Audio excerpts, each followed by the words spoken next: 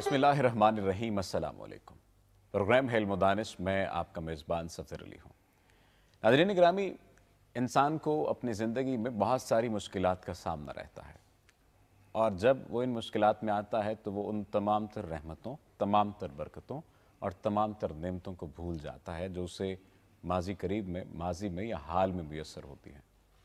انسان کا ہر سانس اس پر قرض ہے، کیونکہ وہ اللہ تعالیٰ کی رحمت ہے، اللہ تعالیٰ کی نعمت ہے، لیکن پھر بھی جب بھی کوئی مسئلہ درپیش ہو تو انسان اس کو حل کرنے کی کوشش کر رہا ہو یا نہیں، لیکن شکوہ اس کے زبان پر آ جاتا ہے۔ شکوہ آنا درست ہے یا نہیں؟ شکوہ کیوں آتا ہے؟ شکوہ اگر نہیں آنا چاہیے تو اس کا تدارک کیا ہے؟ یہی تمام تر باتیں ہم جانیں گے۔ آج ہمارے ساتھ ہمیشہ کی طرح جناب سید سرفراز احمد شاہ صاحب موجود ہیں۔ ان سے شاہ صاحب، شکوہ ہے کیا؟ اس سے کیسے ڈیل کیا جائے؟ کیونکہ ہم بہت سارے پروگرام میں پہلے بھی اس بات کا ذکر کر چکے ہیں کہ وہ اللہ جس نے اتنی نعمتیں عطا کی ہیں، اتنا سب کچھ عطا کیا ہے، اس کی رحمتوں کو ہم پس پشت ڈال دیتے ہیں جب بھی کوئی ایک آزمائش آتی ہے۔ ایسا کیوں ہوتا ہے؟ بسم اللہ الرحمن الرحیم۔ شکوہ ایسی شکایت کو کہتے ہیں جس میں کوئی ایسی بات ہو گئی ہو انسان کے ساتھ جو وہ توقع نہیں کرتا تھا، جی، تو اس کی جب شکایت کرتا ہے تو وہ شکوہ کے ضمن میں آ جائے گی بات۔ اب یہاں ایک عجیب و غریب سا فرق آئے گا۔ مجھے شکوہ ہے اگر اپنے امپلائر سے،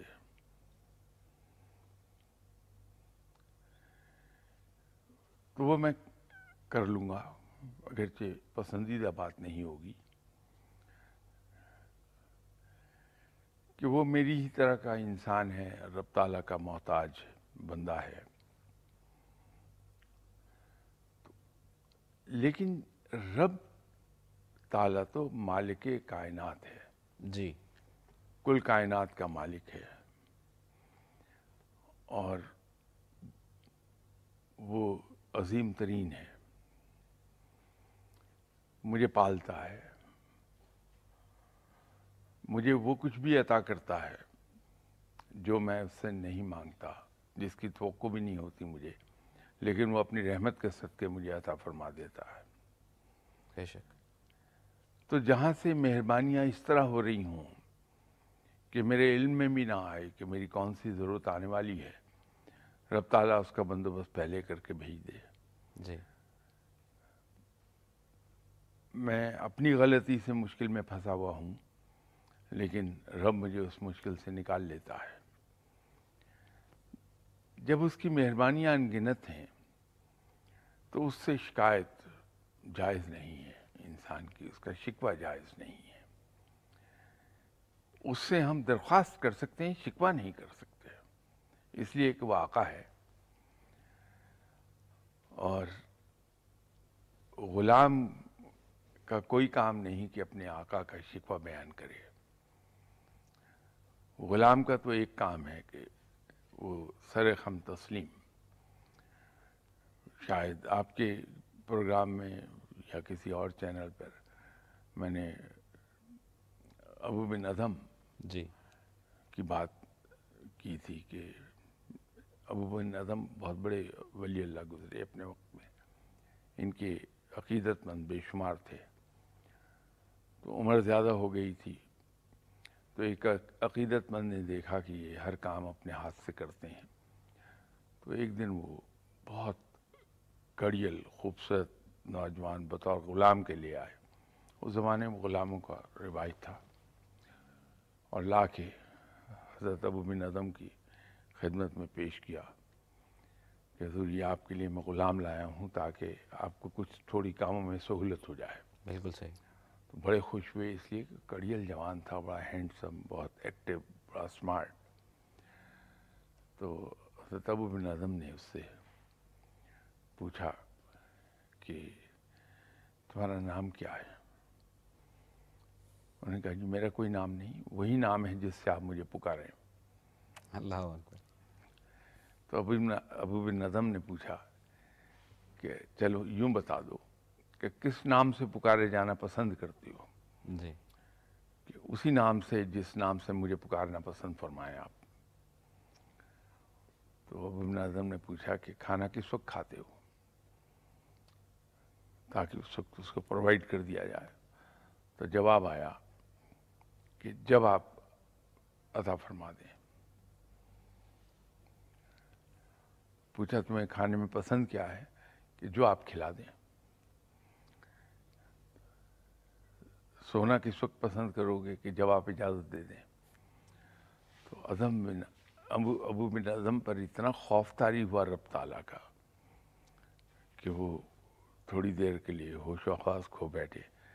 جب دوبارہ ہوش میں آئے تو عقیدت مندوں نے پوچھا کہ حضور کیا ہوا آپ کو؟ کہنے لگے میرے اوپر رب کا خوف اتنا طاری ہوا کہ یہ شخص اپنے ہی جیسے ایک انسان کے پاس بطور غلام آیا ہے، اور اس کی اطاعت کا یہ عالم ہے کہ اس کی کوئی مرضی ہی نہیں ہے۔ تو میں کیسا اللہ کا بندہ ہوں کہ میں اپنی مرضی اختیار کرتا ہوں؟ وہ جو آقاؤں کا آقا ہے اس کے سامنے بھی۔ تو بات یہ ہے کہ وہ مالک کل ہے، قادر مطلق ہے، اور سب سے بڑی بات یہ ہے کہ بڑا رحیم و کریم ہے، بڑا مہربان ہے۔ تو جو بن مانگے دیتا رہے اس کا شکوہ کہے گا، اس لیے شکوہ رب کے سامنے تو بیان نہیں کیا جانا چاہیے۔ درخواست ہم کر سکتے ہیں کہ یا باری تعالیٰ تو نے بڑی عنایات مجھ پہ فرمائی ہیں، مجھے وہ کچھ عطا فرمایا جو میں نے مانگا بھی نہیں تجھ سے، تو اتنا مہربان ہے، بن مانگے عطا فرماتا ہے۔ میری خواہش یہ ہے کہ یہ تو عطا فرما دے، تو تیری بڑی مہربانی۔ یہ جو عاجزانہ درخواست ہے یہی سزاوار ہے کہ انسان عاجزی سے مانگ سکتا ہے۔ شکوہ تو انسان کی خودسری کا ایک نمونہ ہے۔ آپ نے بڑی اچھی مثال دی ہے ابو بن ادم کی، اس کا ذکر پہلے بھی ہوا۔ اب سوال یہ ہے کہ موجودہ تناظر میں اگر دیکھا جائے، تیز رفتاری کے زمانے میں جسے جدیدیت بھی کہا جاتا ہے، مادیت پرستی کا زمانہ بھی کہا جاتا ہے، کیا اس زمانے میں یہ رویہ اپنائے جانا ممکن ہے؟ جو ابو بن ادم کی آپ نے مثال دی، یہ بڑی آئیڈیلسٹک اپروچ ہے، یہ آ جائے تو انسان کے مسائل حل کیا ختم ہو جائیں گے۔ کیا اس تیز رفتار زمانے میں، اس ترقی پسند زمانے میں یہ ممکن ہے؟ ہم کم سے کم کوشش کر سکتے ہیں۔ تو اس کوشش کے نتیجے میں اگر 75% سکسیس ہو جائے تو بڑی بات ہے۔ تو کوشش ادھر کو کی جا سکتی ہے۔ اصل میں پھنستا انسان کہاں ہے؟ جب نفس کی خواہشات کے سامنے مجبور ہو جاتا ہے، وہی اس کی ہلاکت کا راستہ ہے۔ جب وہ یہ سیکھ لیتا ہے کہ میں نے اپنے نفس کی مخالفت ہی کرنی ہے، جو کچھ میرے نفس نے مجھ سے کہہ دیا میں اس کے 180 ڈگریز اپوزٹ سمت میں جاؤں گا، تو مسئلے حل ہو جاتے ہیں۔ پھر یہ چیز مشکل نہیں رہتی، جس کی مثال ابھی میں نے دی۔ وہ بھی ہم جیسا انسان تھا جو غلام تھا، جی، لیکن اس نے اپنے آپ کو یہ یقین دلا دیا کہ میں غلام ہوں، میری کوئی مرضی نہیں چل سکتی ہے۔ یہ جو راضی ہونا ہے، راضی برضا ہونا ہے، اس کی پریکٹس کرنا پڑے گی۔ اس کے لیے کیا طریقہ کار اختیار کرنا پڑے گا، اس پر ہم بات کریں گے، لیکن ایک بریک کے بعد آپ ہمارے ساتھ رہیے گا۔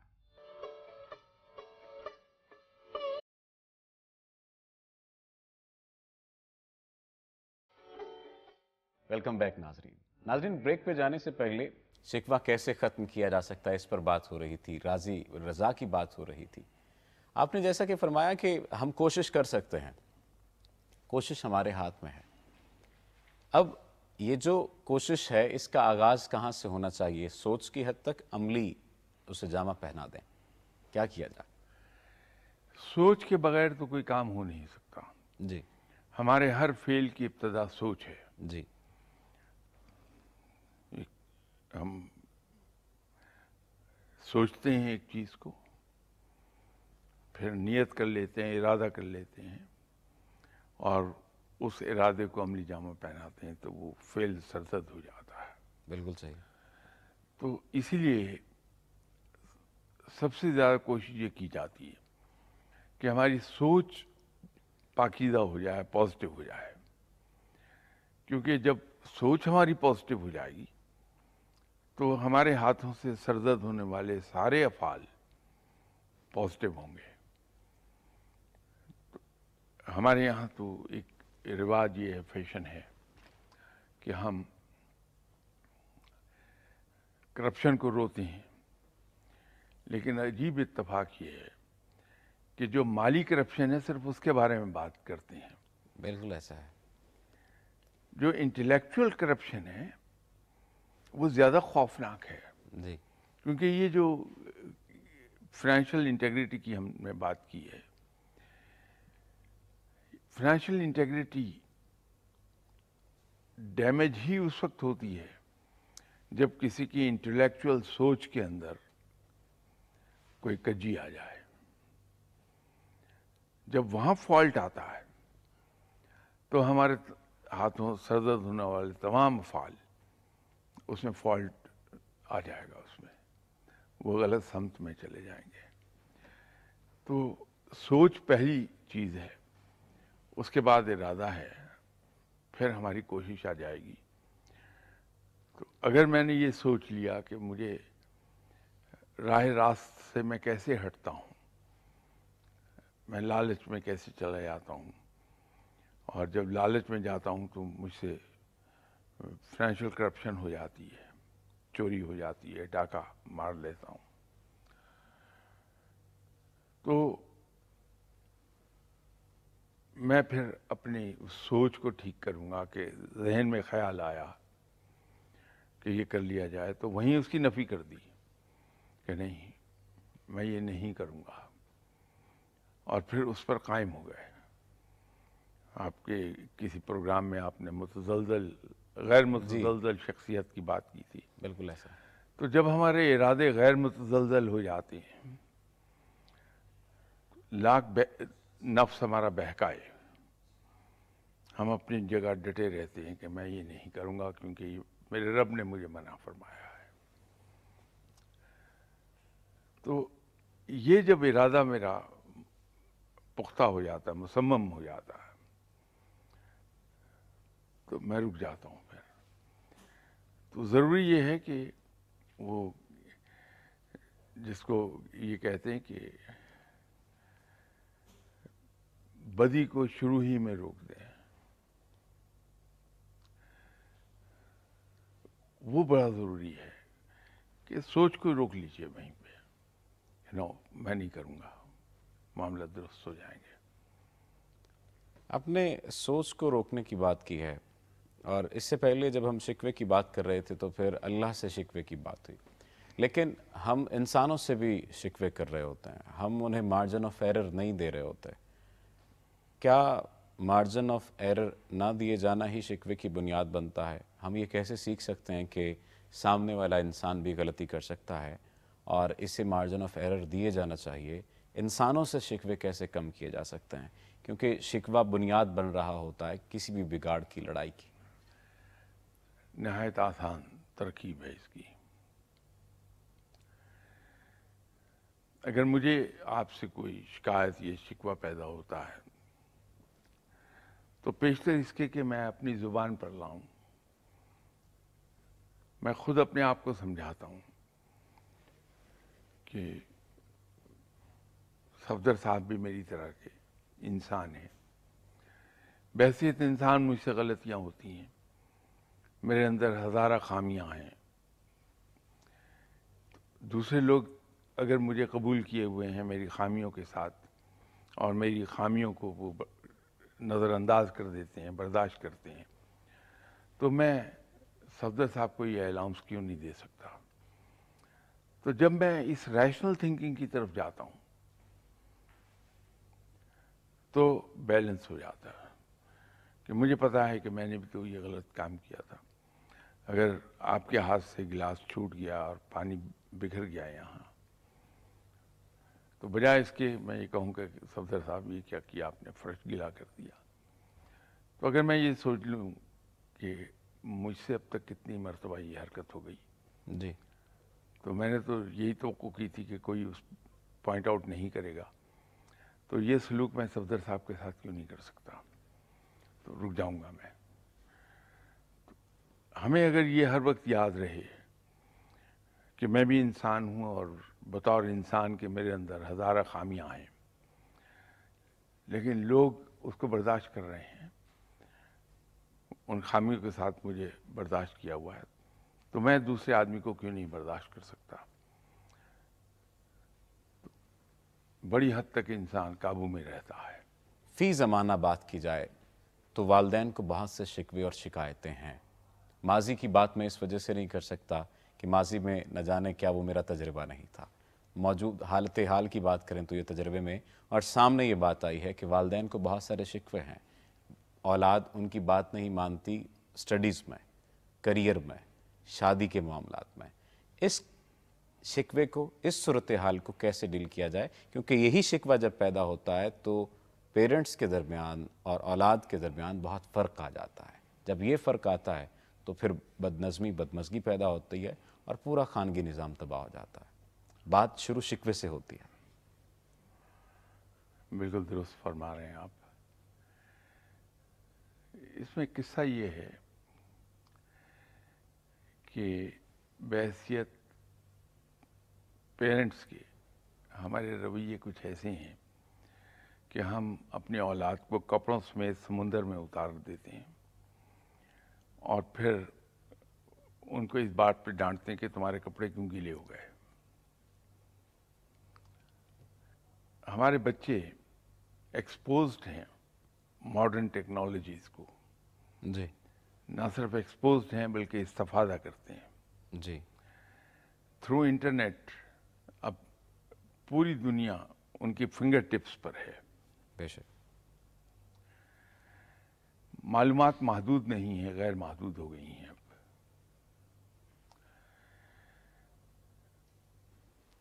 اب بچے بیہیو کرتے ہیں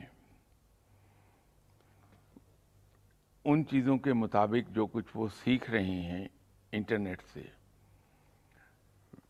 مختلف قسم کے اور جو ہمارے انسٹرومنٹس ہیں انفارمیشن کے، ان کے ذریعے سے.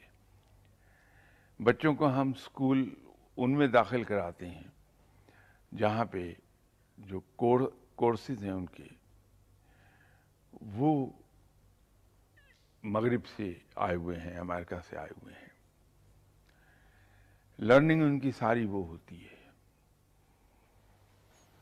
اب ایک طرف تو وہ سب یہ سیکھ رہے ہیں، وہاں وہ دیکھتے ہیں کہ مغرب کا بچہ اپنے پیرنٹس کے سامنے وہ اگر ماں باپ کو دیکھتا ہے کہ وہ غلط کہہ رہے ہیں تو صاف کہہ رہا ہے کہ hi dad you are wrong here. Yes.